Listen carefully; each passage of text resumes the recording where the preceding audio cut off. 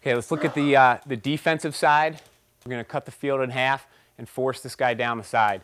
And this isn't something where you don't have to, if the guy's 10 yards outside the box, if he wants to go to the other side of the field, fine. It's not that big a deal. It's really when he's in the box, I use that line, the restraining line of the box, as kind of a marker for my team. If he's inside the box, you have to force him down the side. If he's outside of the box, don't worry about it so much.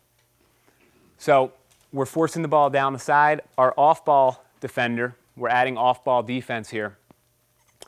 Our off-ball defender doesn't need to be right up on his guy. He can be dropped off a little bit here. So as this person goes to the cage, we're forcing him down the side. The typical mistake of this off-ball defender is to think that I'm covering my man, he's not scoring, I'm doing my job. But if you look at what's happening with the ball, he's completely out of position here. The way to position yourself as an off-ball defender is to drop to the level of the ball. So as the Dodger is going down the side, right now this is the level of the ball. So this D-man really needs to drop in that level. That puts him in a position where he can slide here if need be. If that person's beat, he can slide. He can leave his guy up there. That's another thing that's hard to get players used to, is leaving somebody completely wide open. But he's so far away from the play that he's not a threat out there. So in a sliding defense, you're going to leave somebody open, but you leave the furthest person away from the cage open. If this offensive player does roll back and throw it back up to your man, well then you can come on up there and play him. We're not really losing anything in that situation.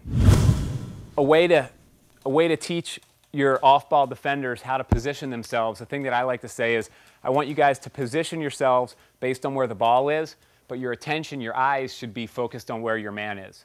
About 70% of the time you want your eyes focused on your man, and about 30% of the time focused on the ball.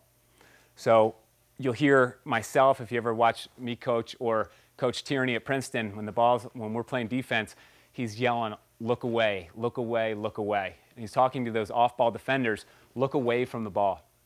Look away from the ball, see what's happening off ball. Because if you think about it, so much of the game, I mean, mathematically, 1/6 of the time, you're playing the guy with the ball. The other 5/6 of the time, you're playing off ball. So if you want to be a great player, you really have to become a great off-ball player. On-ball stuff is such a small part of it. When you have the ball in your stick offensively, when you're playing the guy defensively, it has the ball in your stick. You have to become a great off-ball player, because that's really a majority of the game. So as this person dodges down the side, we position ourselves based on where the ball is, but I'm going to be focusing a lot of my attention on where my guy is. Because if he does cut or is doing something crazy, I've got to be able to see that and play it.